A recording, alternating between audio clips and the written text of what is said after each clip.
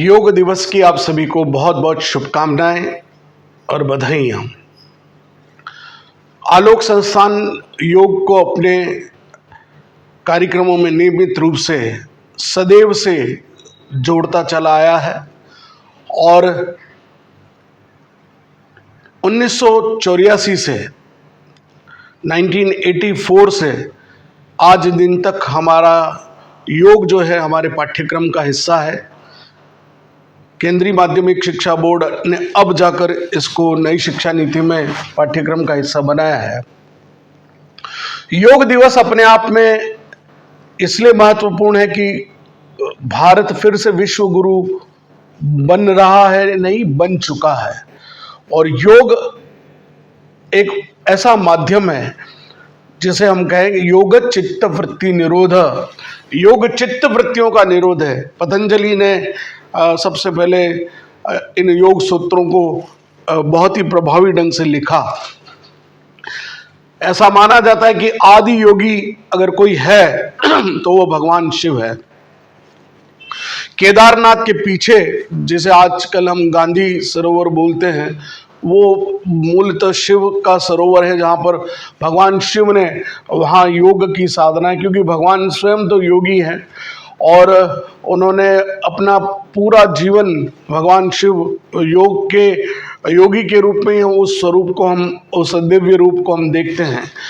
भगवान शिव ने उस योग को सप्त ऋषियों को प्रदान किया, ऐसी मान्यता है।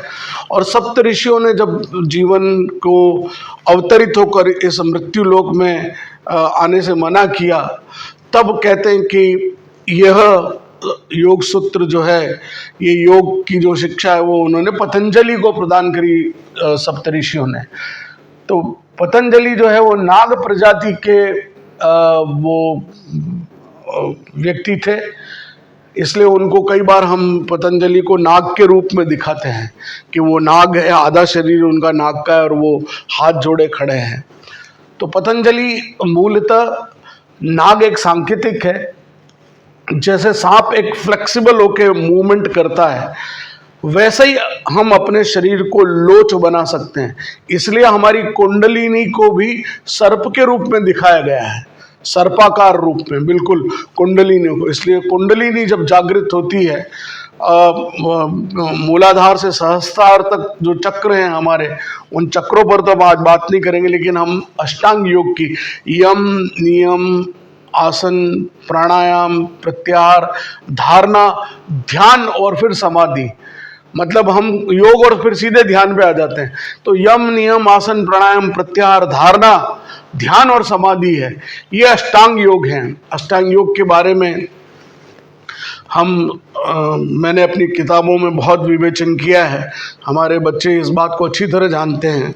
लेकिन वर्तमान समय में योग का मतलब केवल फिजिकल एक्टिविटी बन के रह गया है। तो जो आसन है वो योग नहीं है, वो आसन योग का हिस्सा है। शरीर को स्वस्थ रखने के लिए हमको आसन करने चाहिए, लेकिन आसन से आगे फिर हमको बढ़ते बढ़ते योग का मतलब है आत्मा और परमात्मा का मिलन। हम परमात्मा स्वरूप हैं। हमारी आत्मा उस बात को खोजती है निरंतर। उस परमात्मा को खोजने के लिए हम ये शरीर धारण करते हैं। इस शरीर के माध्यम से आत्मा का मिलन परमात्मा से जब हो जाता है, वही योग है।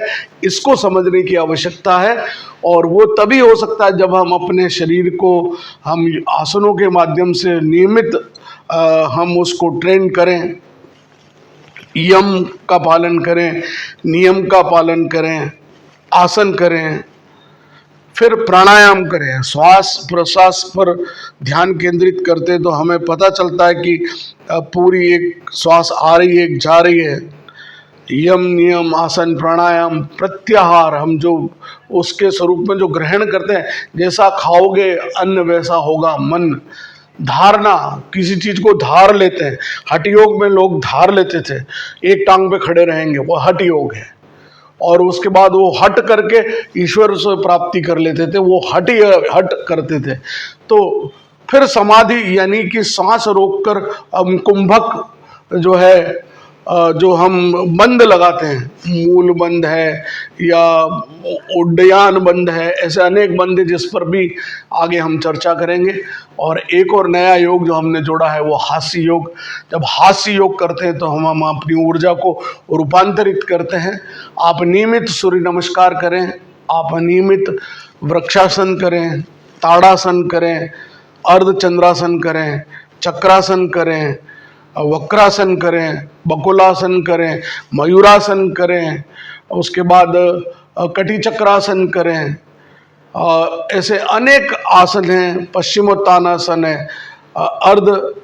अर्ध मत्स्येंद्रासन है, मत्स्येंद्रासन है, त्रिकोणासन है, त्रिभुजासन है।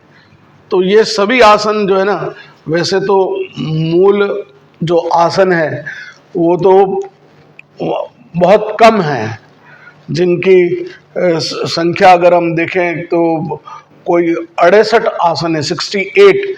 लेकिन कालांतर में बढ़ते बढ़ते हर स्थिति आसन है, अपने आप में आसन है। गोमुख आसन है कि पाद संचालन को भी पाद आसन बना दिया गया।